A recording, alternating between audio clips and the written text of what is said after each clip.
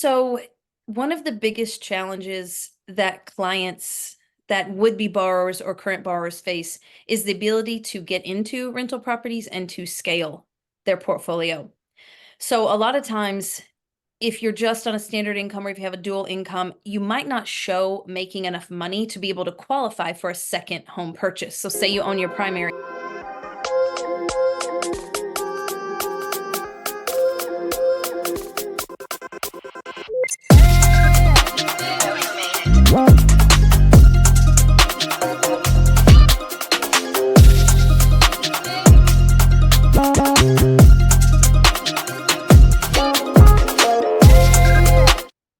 Hello, Empower Nation. Welcome to Empower Her Money podcast. I'm your host, Angela Duncan, and we talk all things money and business. Today's episode is sponsored by morewithangela.com.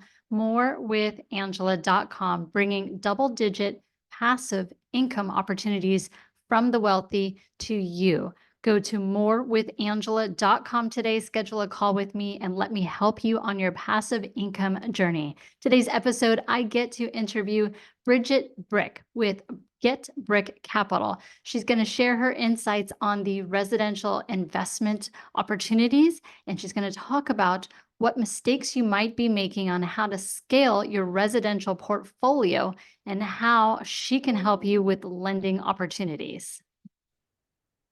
Hi, Bridget. Welcome to Empower Her Money podcast. How are you today? Very good. Thank you for having me. Yeah, thanks so much for saying yes. We had the opportunity recently to meet on an incredible yacht and business networking, which I absolutely love doing in Miami. But I would love for you first to kind of start off with your journey. Talk about, your childhood and your upbringing and how you got to what you're doing today. Sure. I am the product of working class family. So I did not have any sort of advantage, if you want to look at it that way, growing up.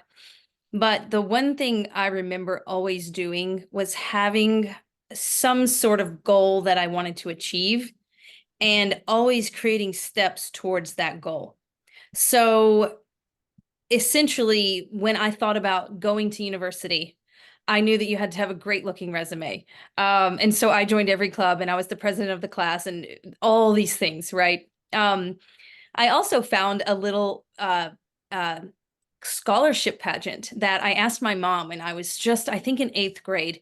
I said, "Mom, can I enter this?" And she just always allowed me to explore the things I wanted and never pushed me one way or forced me to do anything. And she said, "Yeah, sure. If you can, figure out all the things, I will take you dress shopping and I'll take you." And by everyone's surprise, because I didn't have pageant training, I ended up placing 3rd overall. And that sort of began my, I guess, pageantry as well. So in junior high and high school, I did a handful of pageants, local, regional, and state, and won a little bit of scholarship money. But really what that taught me was confidence and having a voice and standing out in front, not being afraid to be who you are. And so that was really my childhood. And then when I got into university, I attended, I don't know what class it was, but there was the lecturer, the professor stood up in front of the class, had the guests, and the guest said, "If you've done telemarketing or door-to-door sales, we would absolutely hire you. Anyone would hire you." And I was like, well, I guess I better learn how to be in telemarketing. And so I ended up doing telemarketing all through university. And we were essentially, this is the interesting thing about the industry I'm in now versus then. I was selling loans over the phone at university. So we would call up and we would do this like smile and dial and like this game of like constantly hanging up and calling and essentially we were taking people who were in adjustable rate mortgages, and the mortgage was lower, the rate was lower, but we were selling them on getting into a fixed rate because we knew their rate was about to adjust upward and we wanted to prevent them from being in a double payment. And so it had an, I guess, initial discomfort for long-term gain. And so you really had to learn how to sell that over time. And I was always, number 1 or 2 in sales, always getting the bonuses I needed. And essentially, if it hadn't been for that job, I really wouldn't have been able to pay for school. It somehow every month was exactly enough money to pay for rent and university payments and cell phone and all the things that I needed. So yeah, that was my first toe dip into the mortgage industry. Awesome. It sounds like you had a little bit of competitiveness to you. Do you think that's something that we are born with, or that maybe it was kind of there and the parents encourage it? What's your perspective on that? The real truth, like the truth underneath the truth, is I think there was some emotional trauma from my father about not being perfect. Like you must be perfect. Mm. And that happened when I was 5. I entered a costume contest in kindergarten, and I had like the green face paint and the giant nose and the witch hat, and everything was like very, I felt like the nose was very grotesque. And so, I marched out in my long black wig and my ugly nose, and everybody was like pointing and like either pointing and laughing or pointing at something. And I thought, being a 5-year-old, they were laughing at me. So I just started bawling because I was like a tiny child and like I was much smaller than everybody else. And so I feel defenseless up there just sitting and being judged. And I remember when I got home, my father said, if you hadn't have cried, you would have won. And he was mad at me for crying. And, it wasn't until his funeral 2 years ago, or in 2022, that the lesson in that was really, don't be afraid to show up as who you are. Don't be Mm. afraid to show up the way you want, because if you do, you just might win. So I ended up telling 10 of these lessons across, his funeral, in my speech at his funeral. And really, I think that's the catalyst of, you've got to be better. You have to be perfect, and you can't cry, and you can't. And so somehow I think that flipped a switch in me to always do everything right and everything perfect. And so then I put the pressure on myself. It was never verbal and obvious parental pressure. But I just think that little side story, that little jab, is what then flipped a switch in me that everything had to be, curated and perfect. And I really lived my life that way as an adult to my detriment until I had my spiritual awakening in 2020. So that allowed me to realize I don't need to control the outcome of everything. I don't need to control my life. I don't need to force things to happen. That if I just surrender to life, what's meant to happen will happen. And remarkably, that's how he ended up back in the loan industry.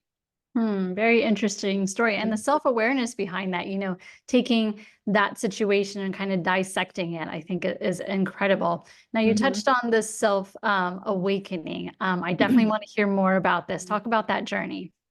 So I left my marriage for the last time. It took 3 times of leaving, in late 2017, like Halloween. And in it, and then I sort of went through a spiral. I mean, what I was experiencing were things like uh maybe a touch of narcissism, definitely gaslighting, definitely manipulation. And so after years and years of that, you really don't believe your own reality. So you don't trust yourself, you don't believe your reality is real because you've been told your reality is not real for so long. And so something like that will drive you crazy. Like clinically, you could be clinically diagnosed as crazy after leaving a relationship like that. And I knew I had the genetics that could be triggered into being clinically diagnosed. In fact, my father had been clinically diagnosed. I just didn't have control of the pain I was experiencing after leaving, because I left something that I thought would turn out one way, and I had to burn it down. I had to understand that that was not my real reality. And once I faced that, it just felt like your whole world gets ripped out from under you, right? So I kind of did a bit of a spiral at the end of 2017 and a little bit into 2018, and then I caught myself. And then from there, I was able to start selling a product online, and I did really, really well. And then, that kind of had a bell curve, as they all do, all these products do. And so I stopped doing that. And then I decided to launch my consulting business. And then I became top speaker in 40 under 40, and really did well with that. But when 2020 happened, and I lost my exclusive client for my consulting business. We had signed an exclusive deal 6 months prior that was supposed to last a year. I lost that client around, maybe it was March or April. I really just kind of said, you know what? I don't even like that. I don't even like doing this. Like, what am Mm. I doing? And I just took the rest of the year off and traveled with my friends. And, but what was the catalyst in the 2020 awakening? It was a couple things. I had been then going on all these dates I think I went on 50 dates in 1 month because I had heard one of my friends say, "Oh, it's a numbers thing. You got to get the numbers, out. You got to, do this." And every date I went on, I just didn't feel anything for anyone. Like I didn't feel a connection. I didn't feel like they were exciting. I couldn't feel my heart. And so kind of at the end of it, I realized like this isn't working. And I think I'm the common denominator here. Like something's wrong with me. And as it turned out, as you would understand, you would close your heart from all the pain you're feeling in a marriage that you're going to leave that obviously leads to divorce. And so I had closed myself off, I'd closed my heart. So then I took spiritual counsel. And I understand that when God speaks to me, he speaks to me twice. He'll give me the same message twice within a certain time frame, and it'll always be the same exact message. And so spiritual counsel number one said, you got to do the work or you're going to end up like your mom. And my mom and dad are divorced. And I was like, well, I've already been divorced. She's like, you're going to keep ending up that way. And I was just like, do the work. What does that even mean? So then fast forward about a month later, I'm getting my makeup done at the mall. And I'm kind of lamenting on about, dating this one person and how he keeps popping in and out of my life because I had known him through my marriage, but just as a friend, we'd never been romantically inclined. And then I think when we both became single, we thought we'd give it a try. So I'm going on and on about this. And she's like, you know what? You need to just do the work. And I was like, what is the work? So I started Googling like, what does it mean to do the work? And in 2020, I did 90 days of drinking a gallon of water a day, meditation, exercise every day, single, sober, celibate, like everything you could think of to really kind of like go inward spiritually. Then I lost my client, but I was already down the spiritual road. So then I thought, if I'm down the spiritual road, and I read a book called Surrender Experiment by Michael Singer. It's the same author as Untethered Soul, but this book is phenomenal. I just thought, okay, I'm gonna surrender and let's see what happens. And so I just kind of took the rest of the 6 months off. We went down to Tulum, Rosarito, we went to Miami as a group of friends, and that through that group of friends, I stumbled back into the loan industry doing a project that was similar to what I would do when I was in my consulting role, but this was the first time I'd done it for this industry. Very nice. So transitioning into today and working in, we're in a different loan industry, depending on what, facet that you're in. What do you see are some challenges that you're being able to help your clients with? So one of the biggest challenges that clients that would-be borrowers or current borrowers face is the ability to get into rental properties and to scale their portfolio. So a lot of times, if you're just on a standard income or if you have a dual income, you might not show making enough money to be able to qualify for a second home purchase. So say you own your primary. If you go for a conventional loan, they may say to you, you don't make enough money to justify paying for a second house. You can't have this loan, even though you're going to run it as a rental. And so my loans don't look at income, W-2s, tax return, or employment in order to qualify. Instead, we look at the property's income. So on the income qualification portion, we're looking at how much money does the property make. The barrier to entry there is really the down payment. It is much higher than a conventional loan at 20% down. In this case, you avoid the PMI, but because these loans are just a little bit riskier, because they're not underwritten based on an individual, then the rates are about 1 to 2% higher than conventional, and they require that higher down payment. So yeah, and then the second half of that is once you're into real estate and say you've purchased 3 or 4 with a conventional loan, eventually you get to the point where you on paper don't look like you can afford any more properties. So you're really the next best option in someone's mind is to pay cash. Well, that's a lot of money, right? The normal American family doesn't have that much money sitting in their bank account. My loans are like, it fills the gap in between getting a conventional loan and paying cash because, again, my loans look at the income of the property. So say you had $100,000 to invest, you could go out and buy 5 $100,000 properties by putting 20% down. So $20,000 each, right? So, and in that case, if they cash flow 500 a month, you're cash flowing 2,500 as opposed to just buying one $100,000 property all cash. So my loans really allow you to scale faster and not have any exposure limit because my loans don't show up on your credit report either. So they don't count against your personal debt to income. Very nice. So you're looking at the home and the project versus a typical bank that's looking at the person behind the Correct. loan. Yeah, Gotcha. these are called business purpose loans that are basically real estate loans. And so in business purpose loans, you lend to the business, not to the person. And so you're looking at the numbers of the business, not the Mm. individual. Yeah, and it still needs to make sense in order for you to loan on it. Hmm. Yeah. I was at a conference recently and they were talking about how, especially in Miami, we're kind of shifting into an environment where people are looking more at buying rentals versus Hmm. a primary home, because in my area in Miami, it makes sense to rent versus purchase. Do you Hmm. see that as well? And can you talk a little bit about that? It's my personal philosophy that your primary home is not an asset because I'm looking at it at a cash flow basis. Mhm. So if the thing you buy, even though it appreciates over time, and by definition, that makes it an asset, if that asset is not putting money in your pocket every month, it's not really an asset. It's not a cash flowing asset. Mhm. And so when you think about spending money, I always think of it as you want to spend your money's money. So you want to send your money out into the market to make money, like foot soldiers, go to war for me and bring back more, right? And the money that the money brings back is the money you're then allowed to spend. So if that money is enough money for you to pay for a primary home mortgage, then sure, buy a primary home. But a lot of investors are viewing things from a cash flow basis and what can put money in my pocket right now.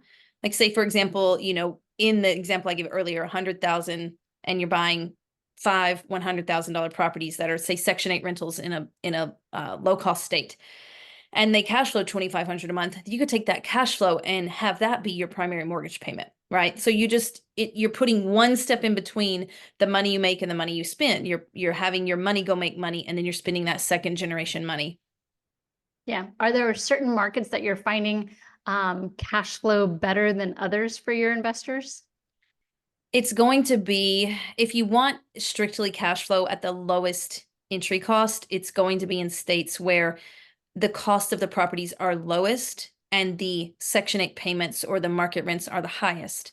And so think in your mind about what states sell these low cost properties. It would be Michigan, Ohio, Texas, Tennessee, Alabama, um, some parts of Florida. So you really just have to look at Philadelphia is another one. So where can you buy a single family for relatively inexpensive, but get metro city type payment on Section 8?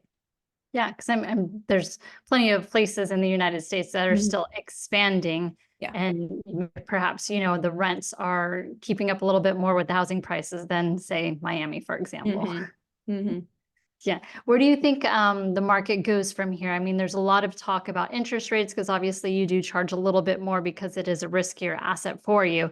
What do you think this next year with the presidential election, everything? I'd love to hear your thoughts as more of a insider, and this is something you're doing every day. So if you watch Ray Dalio, he has a great YouTube video called How the Economic Machine Works. Hmm. If you watch it over and over again and you just digest small bits at a time, you will have the answer to that. Everyone will have the answer to how money works. And so I'll give you a brief summary. Back in 2020, asset prices were low, home prices were low, and interest rates were low. Mhm. Okay. When interest rates are low, a lot of people have access to money. They can borrow money. When a lot of people get money, a lot of people can make offers on the assets. So then you've got a lot of people scramming saying, oh, I want to buy it. I want to buy it. Oh, well, I'll offer 10K more. I'll offer 10% more. I'll offer 20,000 more, 20% more. So what is happening? The asset prices are going up.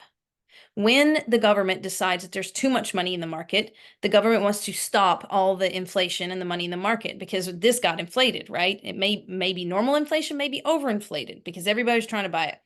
So then they will raise the interest rate in order to stop the frenzy of buying. Okay, so now we've gone from phase one to phase two. Asset prices, home prices are high, interest rates are low. Everybody, has driven up the costs. Now we're on phase three, where asset prices are high and interest rates are now high. So what would be next in the series, right? It's the same thing over and over again. So the next thing in the series would be for asset prices to fall. Now, they may not fall back to where they were, but they will fall and soften back to where they're not overinflated. So in some markets that's already happened. In some markets it hasn't happened yet. And in some markets it's fallen just a little, not a lot. Okay. So once we cool inflation, then what's the next thing in the series? For this Right. to come down.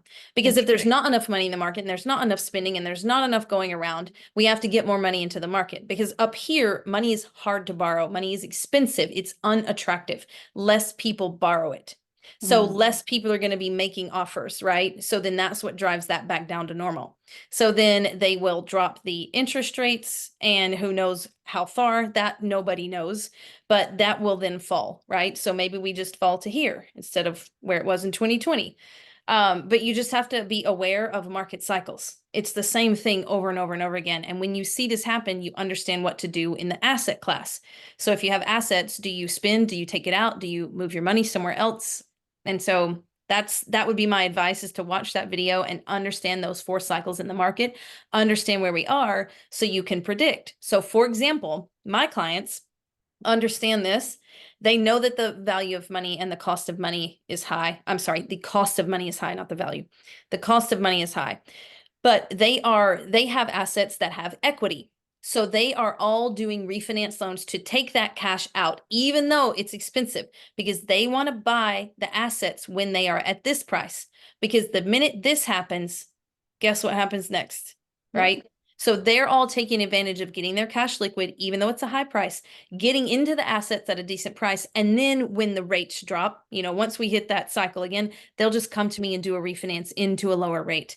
So that's really how you play chess with money instead of checkers. See, we're taught in school and via the news to play checkers. Oh my God, rabble, rabble, the world is falling, the sky is falling, the rates are through the roof. Don't do anything. And most people are obedient. They don't do anything. They don't understand how money works. And so they are playing checkers. Oh, the answer is to not do anything, instead of thinking 2 moves ahead. Oh, the answer is to do something, get into an asset, and then just refi when the rates drop. And in fact, a lot of times it is cheaper to buy an asset that is undervalued at a high rate and refinance later than it is to buy an asset that is overvalued at a low rate. Because that money you've overpaid, you cannot get it back.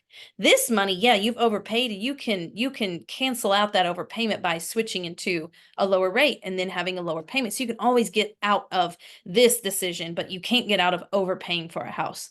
Yeah, and I see what you're saying too, because I follow closely the commercial market, and Mm-hmm. in Florida, up to about $10 million, we have seen prices soften a Mm-hmm. lot more. There's properties that are staying on the market longer because they were priced, and then we've seen a little bit of softening, so now they're doing price reduction. So definitely have seen that in the commercial market. Do you guys loan on commercial, or you stick in your lane with No, residential is really the best for our portfolio. So 1 to 4 units is 20% down, 5 to 8 is 25. And then right now in the commercial market, we used to be able to get lower down payment loans. It's 30% down. So because those are riskier in these times. Yeah, but it's just residential. Gotcha. I have a fun question for you, completely off topic. Mm-hmm. If you had a superpower or a super talent, what would it be and why? Mm. This is a very spiritual answer. Go for If I it. had a superpower, Mhm. my I would raise my vibration to the level of even 700, if that were an option, because that's the level at which Jesus vibrated. And so the M line of neutrality is 200. That's where you're not happy, but you're not sad. You're not living in the lower guilt, shame, fear, anger. You're starting to move towards joy, happiness, bliss. Okay, so M line of neutrality is 200. For every person who gets to 300, you offset, and I don't know the real numbers, but I'm just going to give you a visual.